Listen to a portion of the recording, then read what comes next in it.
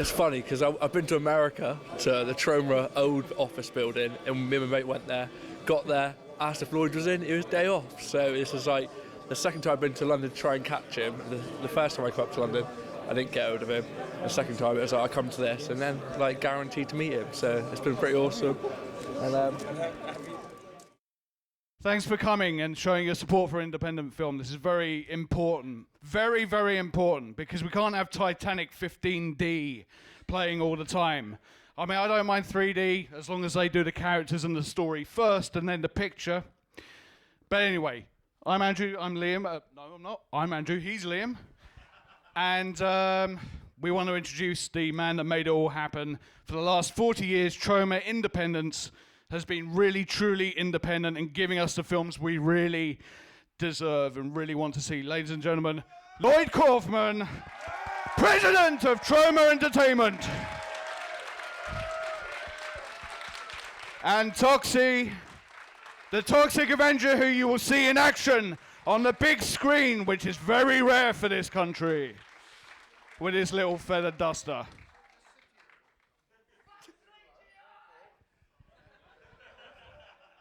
And our gorgeous Tromette on a mission. Round of applause, please.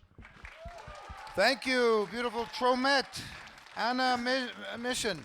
I think we should have the New York Film Commissioner here with us because she is wise and will probably tell the truth. Can you join us? Do you mind, New York Film Commissioner? And in fact, I will sort of moderate here. Andrew, Liam, thank you so much for this. And no, you sit down. Come on, please, and just film. And oh, don't speak. Just film. No. Please, shall we proceed? Well, this is the first time I'm seeing Father's Day, which you said had no relation to Mother's Day. There wasn't much of a correlation between this version and the 1997 Billy Crystal version. I thought some of the things were a little bit missing from that one, but the incest theme and the murder and the gore remain the same. Yes, actually Father's Day is a shot-by-shot remake of 4 Weddings and a Funeral. Right, with an emphasis on the incest and the ass fucking. Exactly, yeah. What was it about the gore and incest and brothers and sisters fucking that attracted you to the script? What was the what? What was all that about? What attracted you to the script, to pour what little money you have into something like that? Astron 6 had some short films in the Troma Dance Film Festival, and we saw from those, whoa, these guys are talented. And then they were very aggressive about making a movie for Troma. So I met one of them on the set of the remake of Mother's Day. The folks remaking Mother's Day wanted to it's my brother's movie, and they wanted to put my brother and me in the film a little. I think mainly to shut up the people who were upset about a remake of Mother's Day, to show that the Kaufman brothers were on board. And when I was on the set in Winnipeg, Canada, one of the Father's Day people were there, and they were very enthusiastic. He was very enthusiastic about. I don't even remember which Astron 6 guy it was, but anyway, I thought it was a great idea, and they wrote a script, and the script was very good. And they did let Michael Hers and me give them some elements to be in the script, but all of the suggestions that I made to them from there on in, they rejected, and indeed they were correct. And the movie is really good. Those guys are talented. I always thought Astron 6 was a guy, but recently I found out that it's a collective of there are people. five beautiful young boys. Most of whom appeared on screen. Well, they're all in the film, but 2 of them are under a great deal of makeup. 2 of them specialize in the effects, and Stephen Kostansky is a genius at creature effects and effects for very, very little money. And the guy, they're all brilliant. What more can I say? I know that you will see a lot more from these guys, in the same way that Oh, thank you so much. In the same way that Trey Parker and Matt Stone. What's this? Oh, Michael Bay. What? Michael Bay was. Michael Bay left this from the other night. Apparently, the big tribute. Any rate, these guys, in the same way that Trey Parker and Matt Stone, you could see talent written all over them. These guys are going to be major players. Now, Lloyd, from what I understand, the Prince Charles here in London has a huge history with Troma, especially in the 90s. They actually showed Romeo and Juliet here in 1996. Yes, we did. There's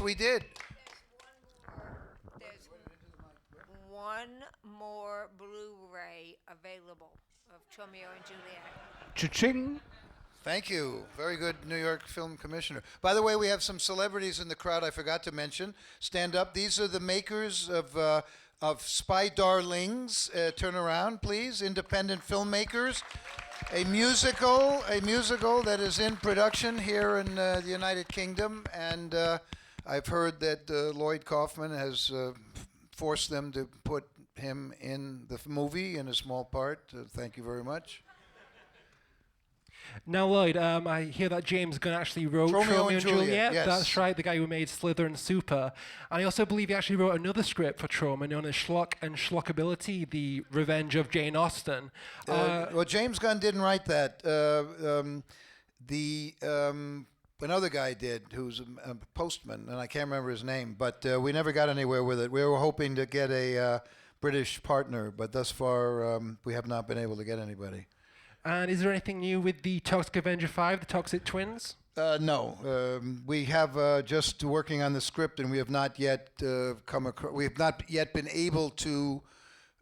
Since nobody goes to our movies anyway, other than you folks, we have no distribution anywhere. There is no, and we don't make any money. Poultry Guys, Night of the Chicken Dead, my best movie, has hardly has not made any. It's not even. Will never break even. So there's no purpose in making a movie unless we really love it. And Father's Day we really loved, and those guys were ready to go, and we did it. But the Toxie 5 script, the Toxic Twins, so far I have not gotten there yet where I really know where it's going, where I really believe in it. My wife says, yes, we think I think that we've found something I can really get behind, or at least get into my behind, called the Class of Newcomb High Redux, revisiting that, and I think that's going to be something that I can really believe in. And again, unfortunately, we are economically blacklisted, except for wonderful venues like the Prince Charles and 5 or 6 other people who support us. We are fucked. So unless we really love something, there is no purpose in doing it. So with Poultry Guys, we were clucked. Yes, thank you. My wife says that Poultry Guys, Night of the Chicken Dead is my foul movement. Yes, Andrew. No, something you said inspired me. You said Class of Newcomb High. When you said that, I thought, why are you remaking something that doesn't necessarily be remade, but then suddenly American Reunion that has just opened popped into mind. So I'm thinking, that was probably before. You've probably decided you want to do this for a while. Why are you deciding to remake Class of Newcomb High? Well, I just think it's funny to, instead of making $100 million remake of a movie that cost $100,000, remake a tiny budget movie for an even smaller budget.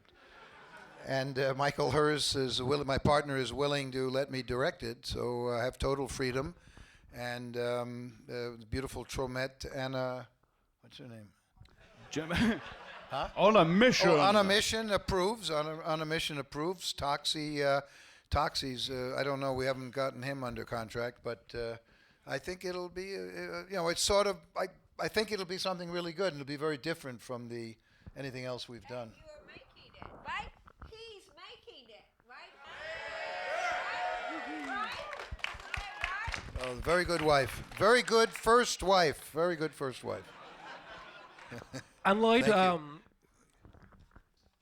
yes, Liam. sorry, will this be... Liam, by the way, was at Oxford. I gave a master class at Oxford, and And Liam sat through 8 hours of Lloyd Kaufman and still is kind enough to support Troma. So Liam Reagan, ladies and gentlemen. Not since Ronald Reagan has there been a Reagan of such fortitude.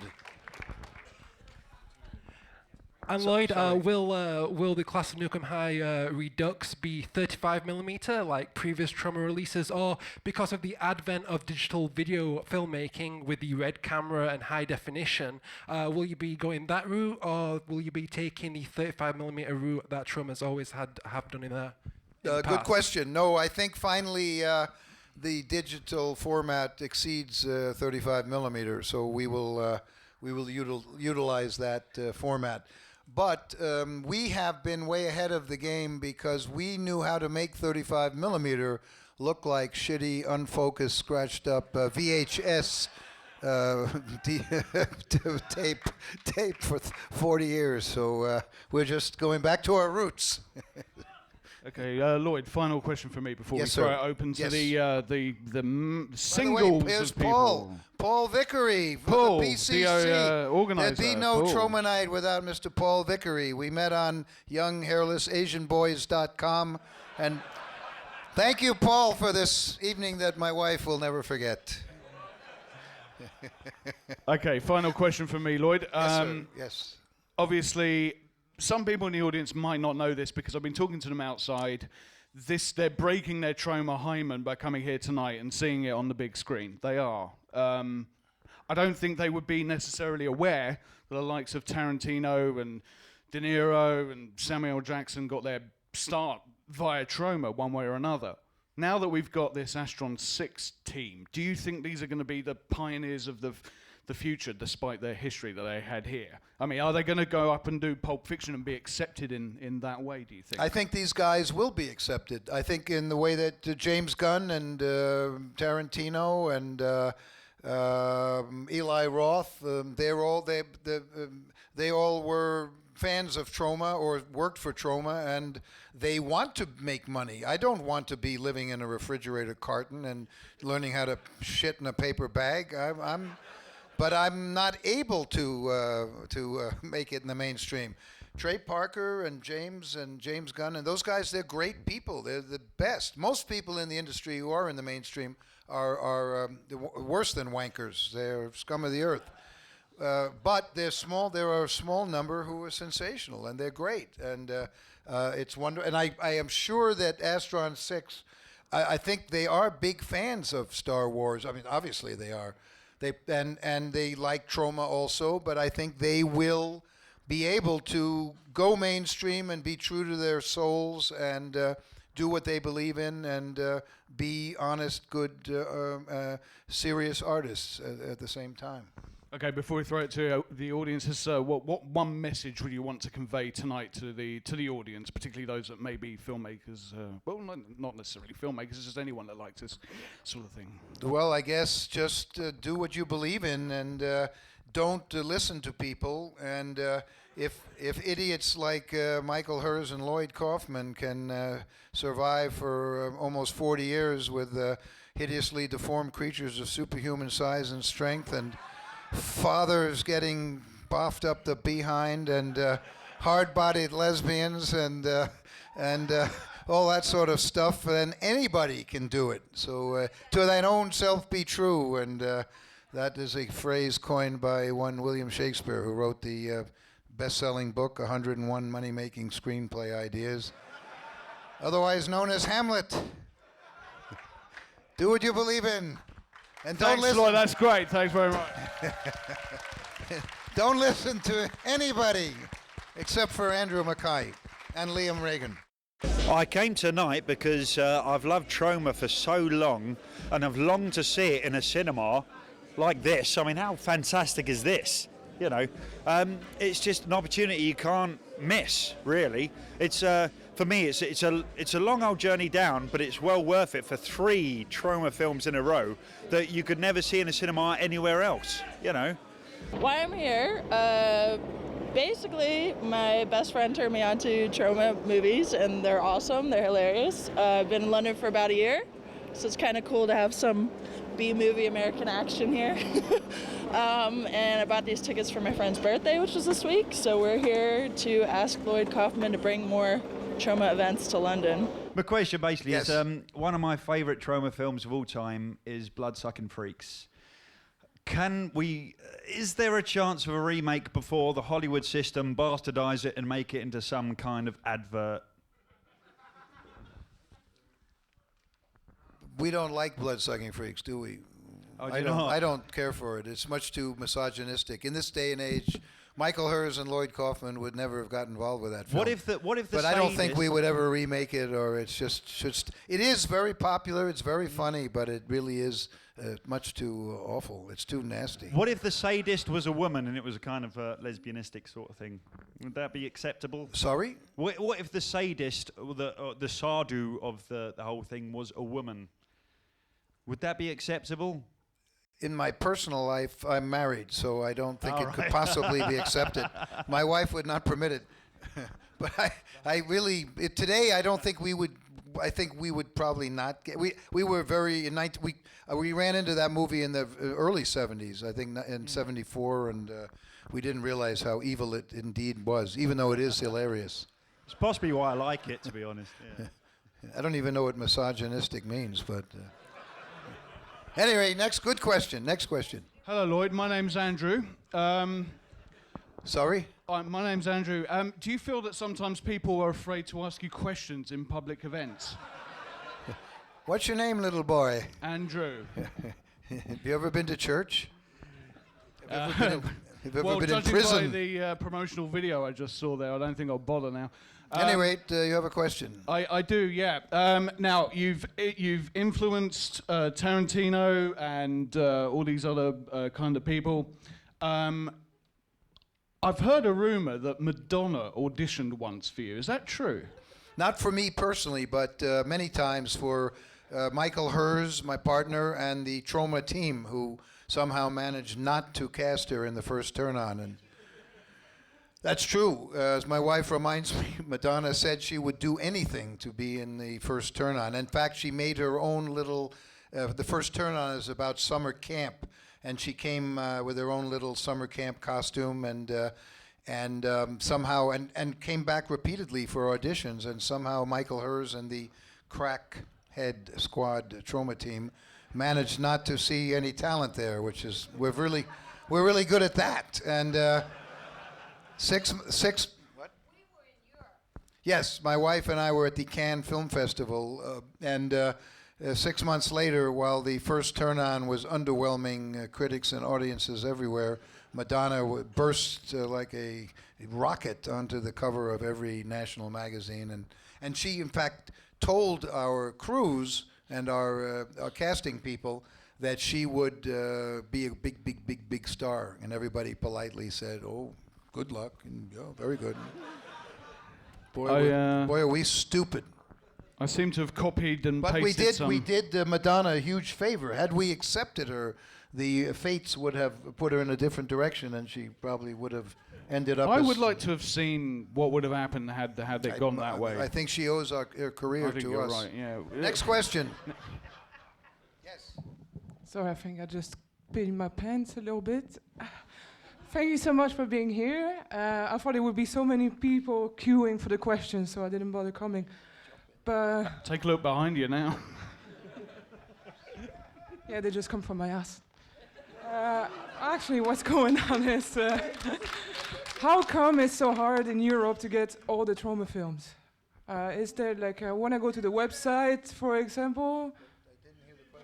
How come it's so hard in Europe to get Troma films? Yeah, to You get. can get them very easily. You go to piratebay.com. Yeah, Couldn't be I easier. do that all the time as well.